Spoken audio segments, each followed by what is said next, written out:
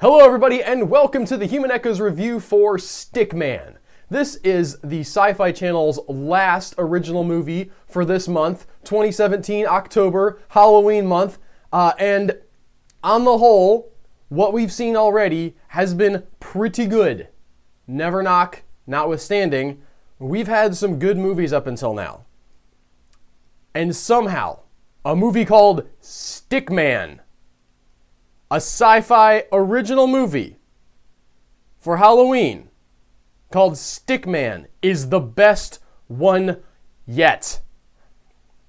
I'm going to start with the negative here. I want you to know that I'm going to the positive, okay? But I want to tell you the reasons this movie shouldn't work, okay? Because this is not a premise we've never seen before.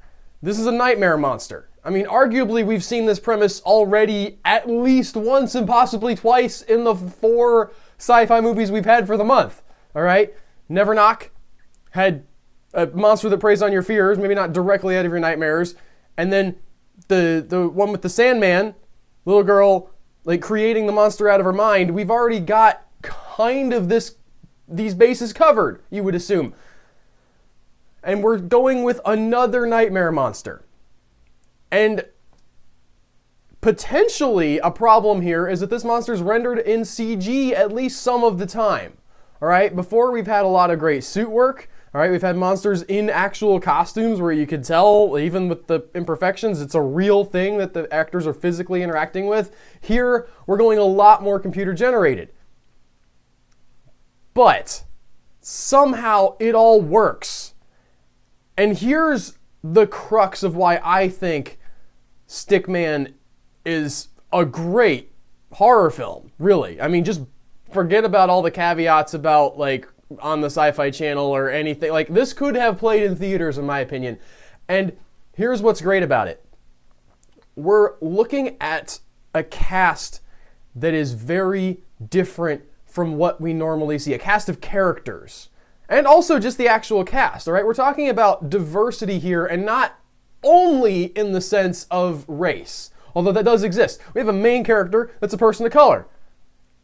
We got Get Out this year, okay? So we had that film, but like in general, black people don't do well in horror films a lot of times, and B, they're not the star. And that was an interesting twist.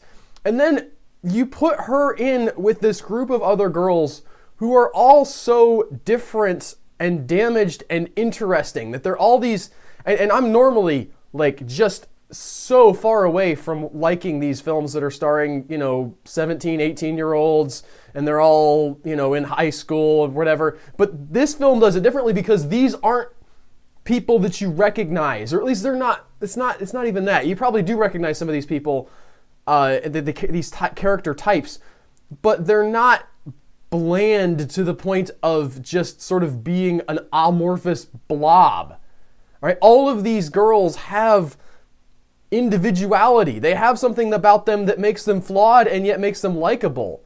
All right, Liv, the girl who's the carjacker, she starts out the movie, right? Like dissing the main character, reading her poem, like just trying to get her framed for murder, okay?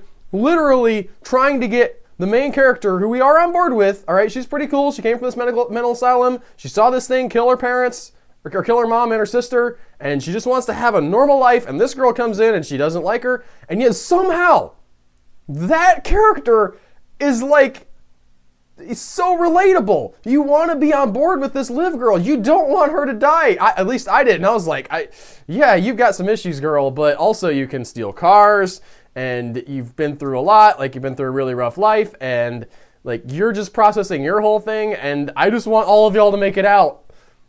And that's something that you don't get in a lot of like typical slasher films. And really, I mean, formulaically anyway, you could argue this is kind of a slasher film, right? It's people getting hunted down by this monster that is an unspeakable, unfathomable force of nightmare logic and getting killed by him.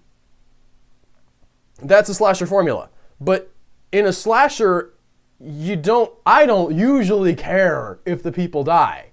And in this film, every single death felt like a tragedy.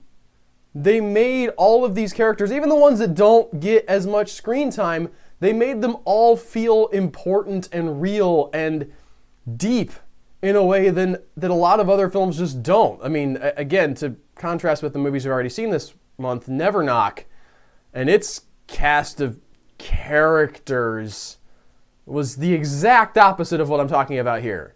Those were just the most blando, uninteresting people that I could imagine. And here, we've actually crafted really good characters. They have an interesting story, okay? The mythology is a little bit muddled as it comes to light, but once you understand it all, it pretty much makes sense of this monster that attacks you in the nightmare, and it escalates in a really believable way. They don't just sit in one house. They're not waiting for the thing to come for them. They are smart about how they fight back against it. They win some battles as they're maybe losing the war, okay?